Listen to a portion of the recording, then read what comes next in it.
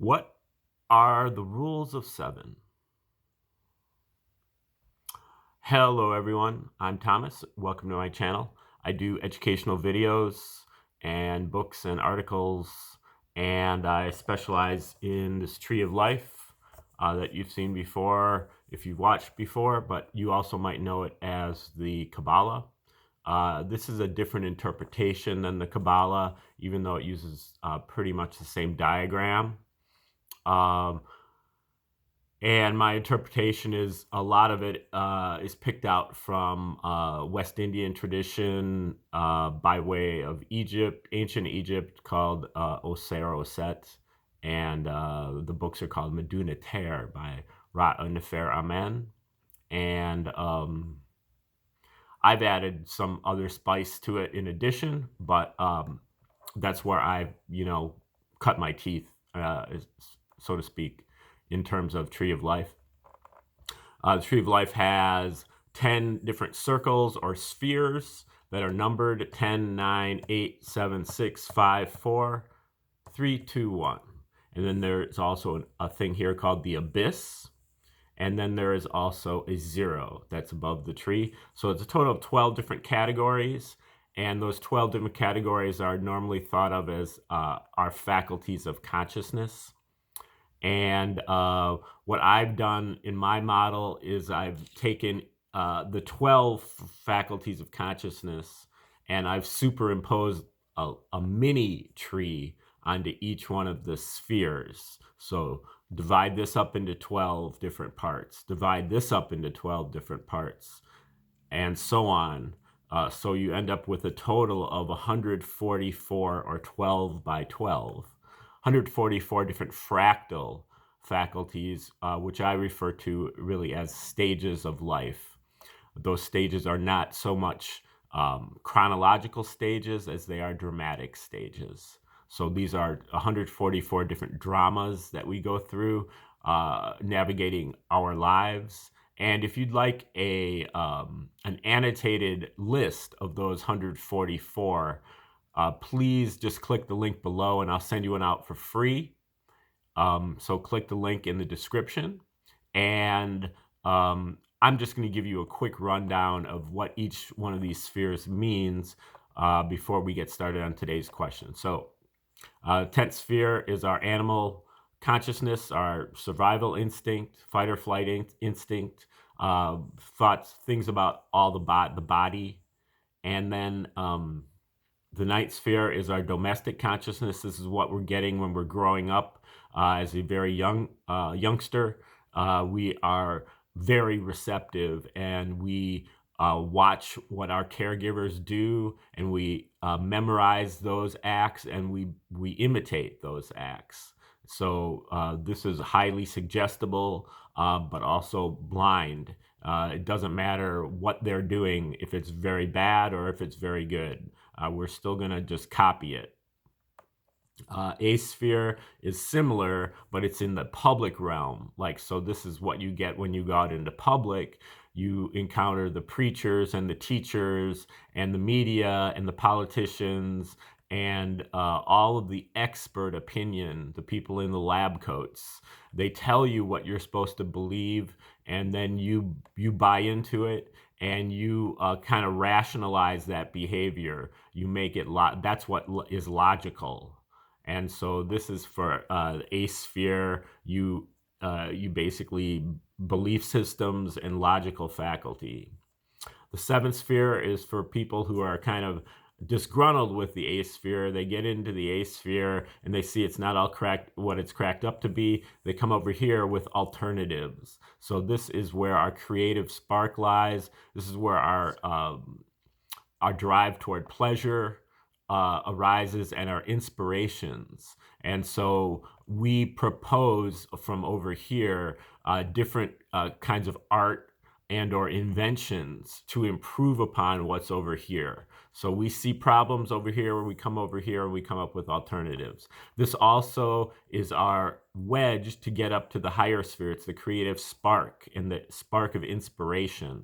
So it's just like a inspiration spark. It's just 1%. That's 1% to get started, but then when it says genius is 1% inspiration and 99% perspiration, the 99% perspiration is the path up into the spiritual. So we need that 1% spark, but then we also need to discipline it with the 99% perspiration. And that starts as we move up toward the sixth sphere, which is our free will faculty. This is the center of the tree, and this is where we're really located.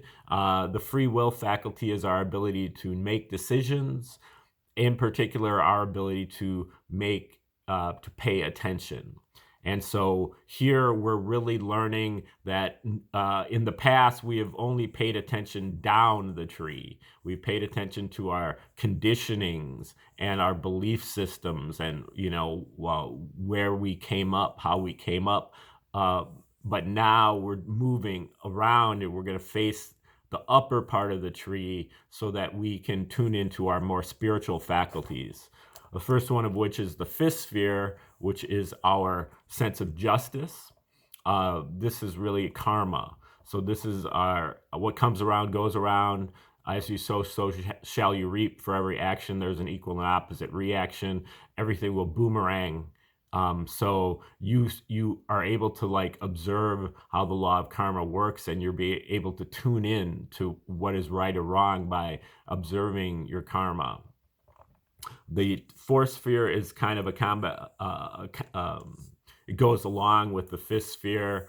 So whereas the fifth sphere is the enforcement of the law, the fourth sphere is about the articulation of a law, and that is through a cosmology, which teaches us how to, be in harmony with the natural law, not the law of the state or some other artificial law, but the natural law laid down by the Creator, how all the different living beings fit into a tapestry where they have different cycles of rising and setting and being born and dying, and it all fits together.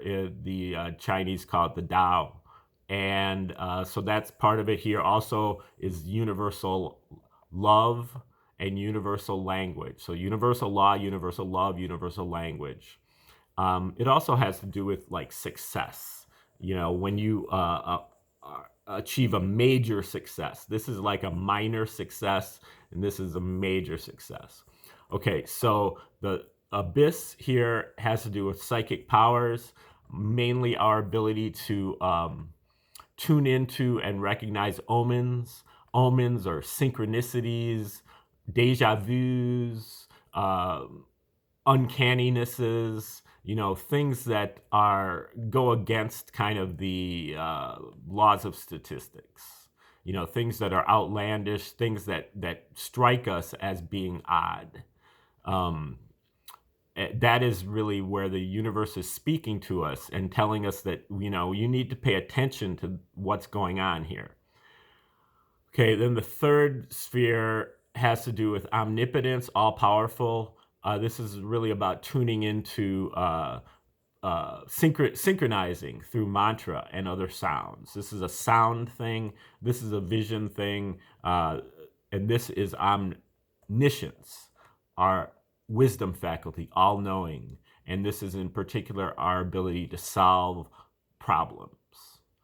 And then the first sphere is the all, omnipresence, everywhere, all pervasive and eternal. And then, so this is really underlying everything. This is at the core of everything. And then this is really what is not this. So this is really nothing or zero. And this also has to do with the mystery. It has to do with profound stillness. In particular, what they say in the tree is that, at the ninth sphere, your emotions are at the 10th sphere. The emotions really are kind of at the juncture of the ninth and the 10th sphere. Whereas the emotional state of the creator is 0. So the creator has 0 emotions because it's at perfect stillness, and it is has inner peace, knowing that no matter what is going on, how chaotic everything is, you're still at inner peace because you are, wrapped up in the creator. So that's just like a fairly quick version of how to kind of navigate the tree. Now, the question that I asked today is, what are the rules of 7? So this corresponds to actually a 0 sphere thing. This is really the seventh fractal of the 0 sphere. So it has to do with, joy, pleasure, creativity, creative spark, inspiration. But then in addition, it also has to do with the 0, which in my formulation, a lot of times I think of it as, the a priori rules of the game. So the 0 is not part of the universe. It's a separate thing. It's kind of like the rules of the game. The rules were laid down before the game started, and that kind of gets into some difficulties with space and time and everything. But the rules of the game are really kind of articulated at the 0 sphere. And for me, the 0 is, a lot of it has to do with the numbers themselves. So we're kind of looking at the 7 within the 0 sphere. What are the rules of 7? 7 wonders, then 7 factors of awakening take us through 7 insights. This is actually stage number 141. Number 141 is about the rules of 7. 7 is wild, as the first number not to go into 60, the civilizing number of the ancients. There are 7 days in the week. There are 7 total dimensions in the star tetracube system. 7 insight jhanas or trances. 7 wonders of the world. 7 wonders and triggers intuition, insight, revelation by way of 7 factors of awakening. 7 represents all of the higher prime numbers too. Lucky 7 or 7 deadly sins. I wonder. 7 wonders? And wonder activates intuition. Intuition deepens into insight, and into revelation deeper still, deep and wide. 7 insight jhanas approached through the 7 factors of awakening. In stillness, we have inner peace, when no matter how chaotic life becomes externally, we stay at peace internally.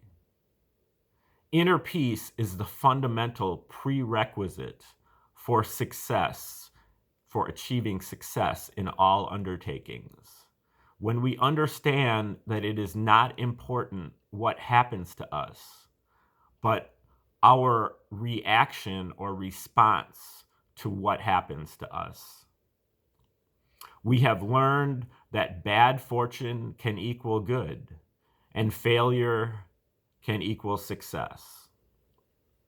Success equals failure times inner peace over time. Success is failure turned inside out. Nothing turned itself inside out and became something.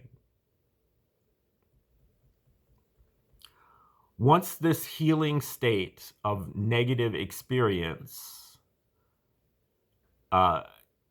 is experienced, once we experience this healing state, then we're able to react more peacefully to all of life's challenges and experience deep healing through total relaxation. The natural log of 0 equals negative infinity, or conscious non-REM.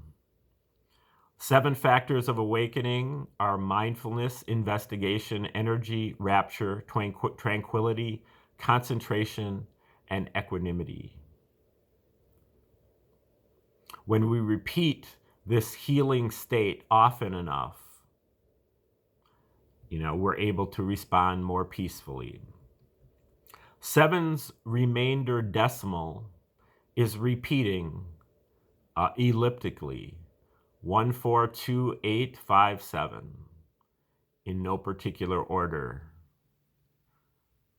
or no particular starting point, which creates perpetual motion on the Enneagram opposite to the doubling harmonic motion of 2, which is 124875. So that is the completion of the stage 141, the rules of 7. So this just kind of gives you a thumbnail of the way that you would use 7 to kind of carve out the rules for the perspective universe from the 0 sphere. Again, remember that the 0 corresponds to the mystery. So when we're trying to come up with fractals of the 0 sphere, we're participating in a lot of guesswork. And, we're mainly just trying to, almost read the mind of God, or to extrapolate our ability to kind of reverse engineer the universe. So, when I'm coming up with these different fractals of the 0 sphere, they are very much works in progress and very much subject to change. But right now, this is what I have so far for the rules of 7. And I would love to hear your comments. If you have anything constructive to add to what should be in the rules of 7. And like, share, and subscribe. And also stay tuned for future videos on Tree of Life, and get your free guide to the 144 Fractal Faculties Annotated by clicking the link below. And that way you can keep score at home, and you can help me by making